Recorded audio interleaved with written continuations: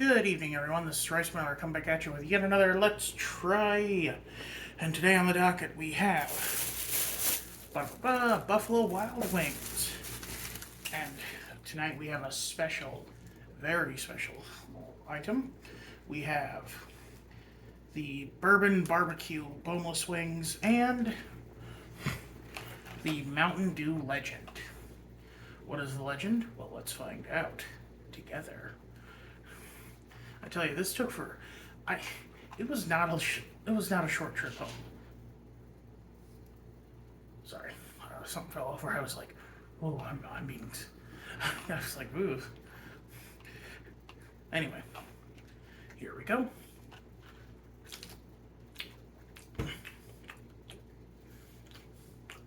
Not bad. It's supposed to be a blackberry flavored Mountain Dew. It's kind of like a less tart, less sweet version of sort of that blueberry, blue raspberry flavor that you get. It's not bad. Of course, that could also be that because it's been watered down because it's been melting in the cup.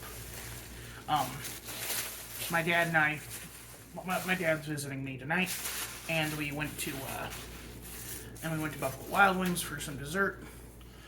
And I saw that they had this stuff, and I was like, oh, well, maybe I'll just get that for trying on my channel. Anyway, let's show the money shot. This bourbon glazed barbecue stuff. You know, everyone talks about, like, bourbon glazed chicken. And the only time I've ever had it, well, okay. My brother had bourbon glazed chicken at, the restaurant in, not Port Orleans, but the other, actually no, it might have been Port Orleans, in Disney World. Because, like, here's the thing, Disney has a ton of smaller hotels. Like, it's not just the Polynesian Resort and the Wilderness Lodge. You know, there's a lot of smaller hotels that are actually better because, one, that they don't rely on the gimmicks. Two, that actually had one of the best restaurants we went to at Disney, too. I had a prime rib there. Oh, that was so good. They didn't think an 11-year-old could pack away a prime rib, but I showed them. Anyway, and when I used to go to Golden Corral over in Council Bluffs, they'd have this bourbon street chicken, which I don't know if that's supposed to be like bourbon glazed chicken, but I don't know. Anyway, let's try.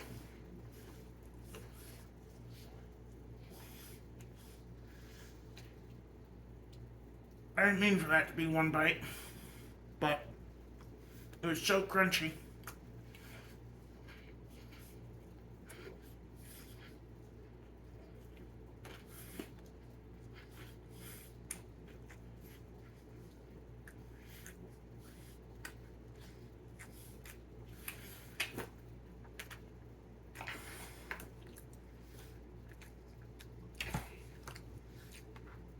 It's a lot more savory than most of Buffalo Wild Wings barbecue sauces.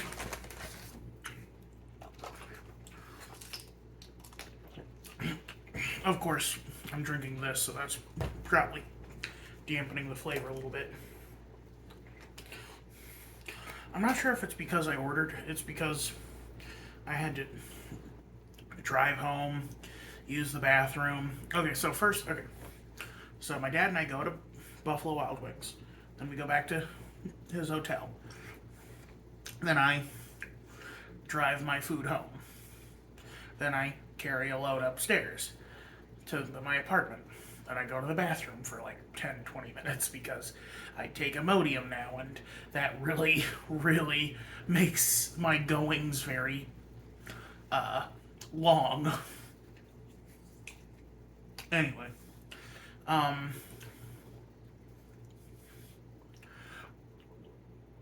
so then I go make my second trip. Then I put away the Thanksgiving leftovers that got sent home with me. Then I finally take this out and eat it.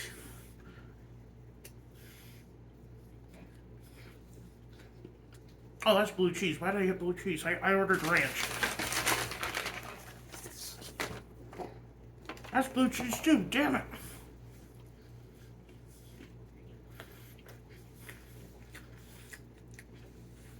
I don't mind blue cheese, but it's not my preference. I'm a firm believer in ranch with wings. I think most people are. But those that like blue cheese with their wings get so like get so like weird about it. They think that if you eat ranch with your hot wings, you're a coward.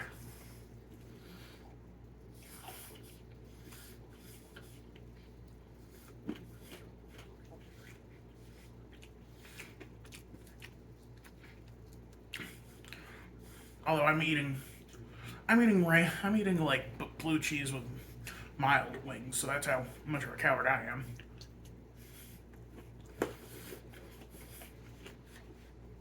I mean,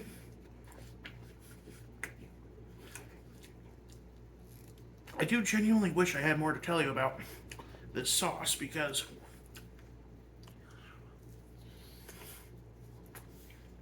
it's really good, but there's not a lot on here.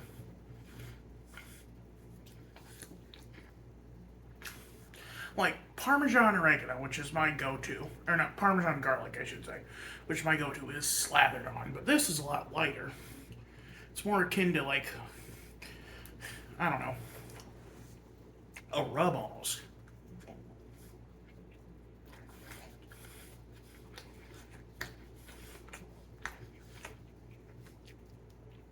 Although I think I know what might have caused it.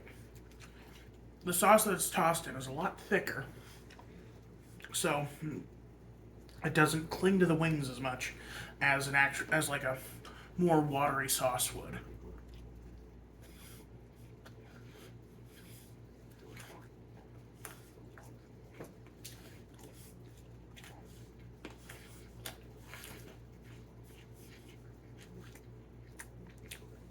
And at that point, you're kind of at an impasse.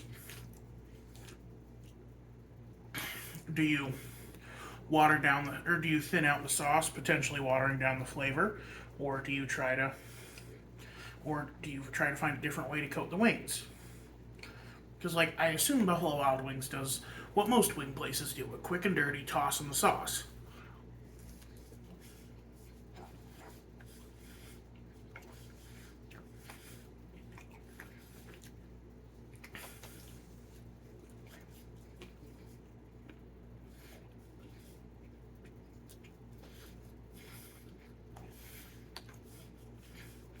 I will say though, the smokiness of the bourbon sauce with the funk of the blue cheese, it works. So my compliments to the chef on giving me a better pairing.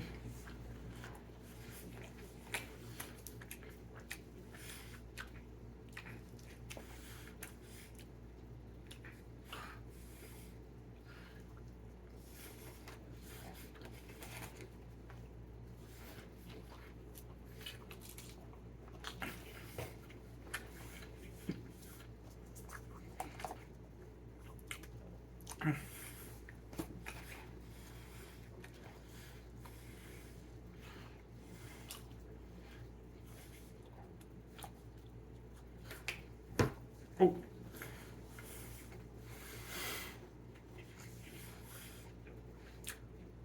Sorry, I had to look up time. My vision's getting so blurry in this eye. I think it is an infection too, because like it had cleared up for a little bit, but then it came back. I thought it was the diabetes though. Diabetes.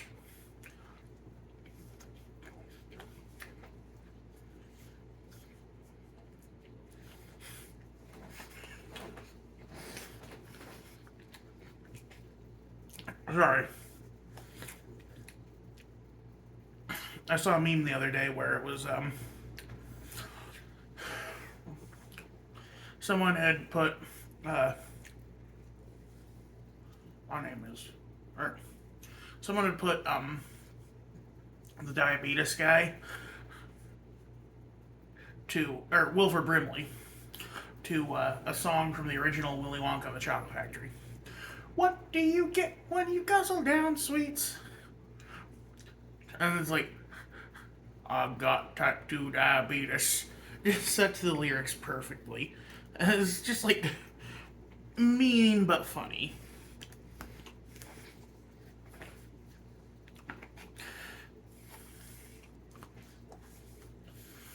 Wonka is such a cruel book and 2 film adaptations. But we'll get into that later.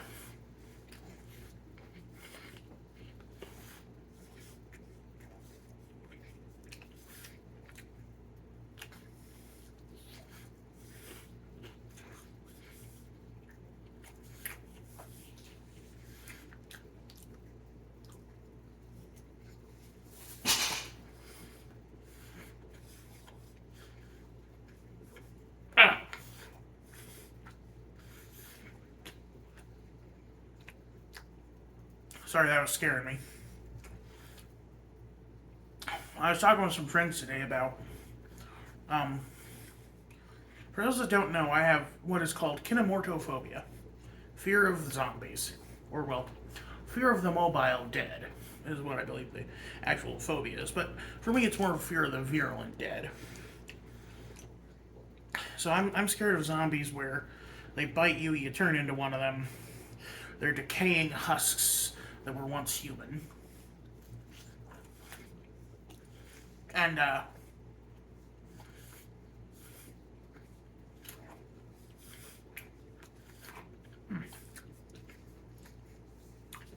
it was a lot sweeter on the end here, almost chocolatey. I wonder if my dad's cake somehow got mixed.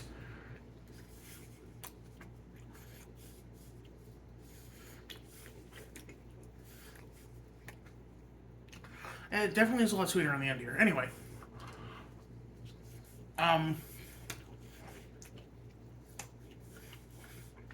As someone who has a weird fear of zombies,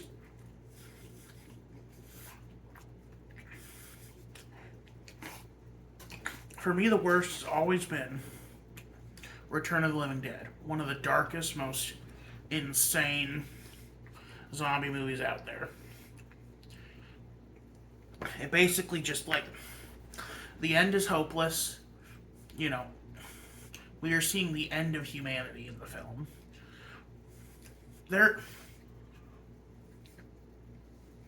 While I myself am a deist, there is no God in the world of Return of the Living Dead.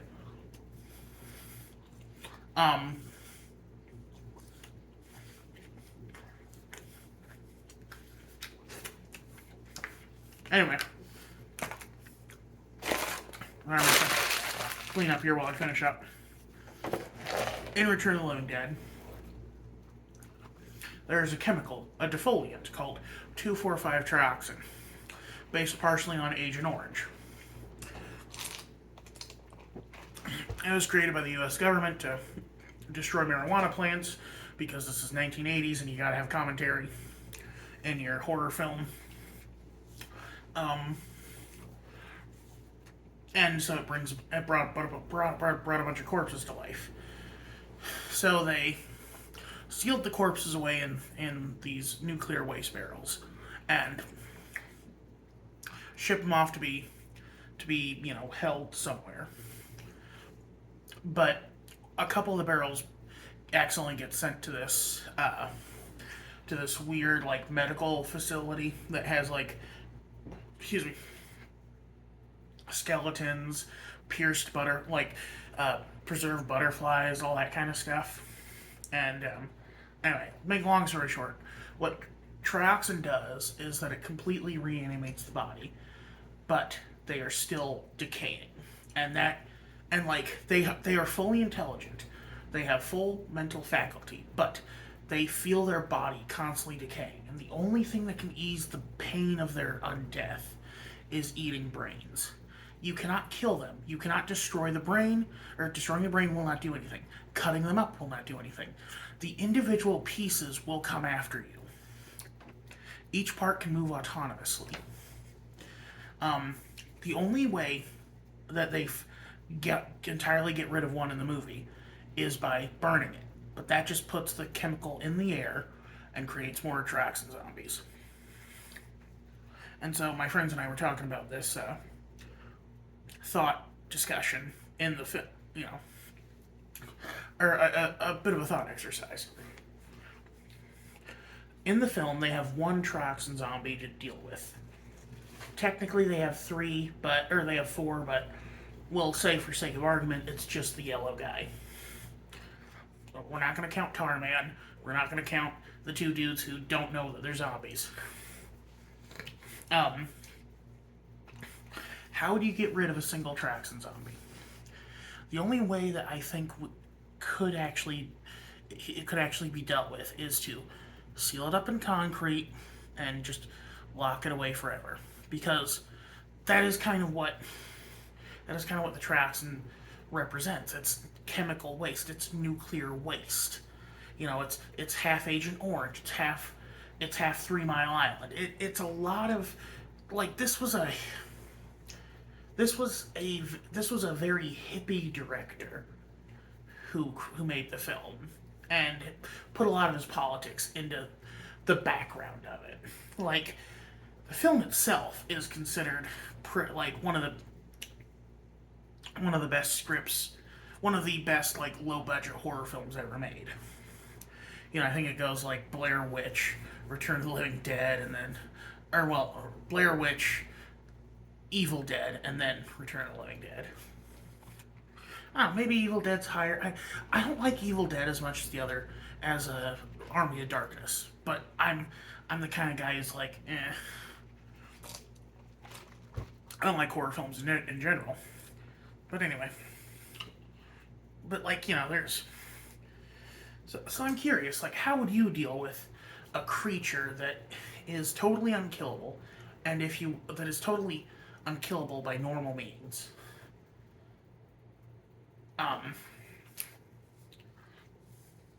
Honestly, another good one would be foam, that hard foam that seals you up.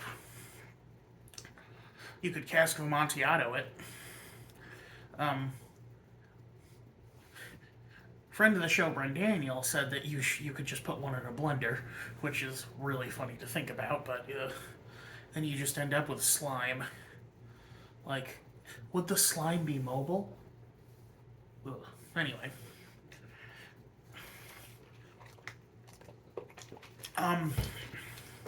This is really good, but order it with more sauce.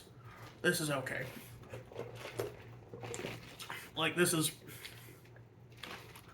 It's Blue Mountain Dew. Here, homie.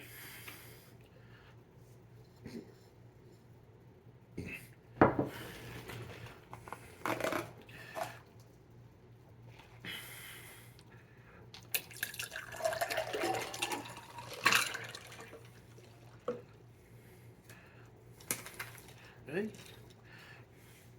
There.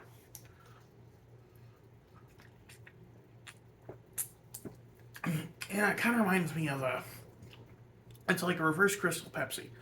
Crystal Pepsi is a clear soda, or is a clear cola. This is dark soda. Anyway. Oh, that's giving me a brain freeze. I'm miserably full. I'm going to bed. Y'all have a good night. This is Royce Miller. I'm outie.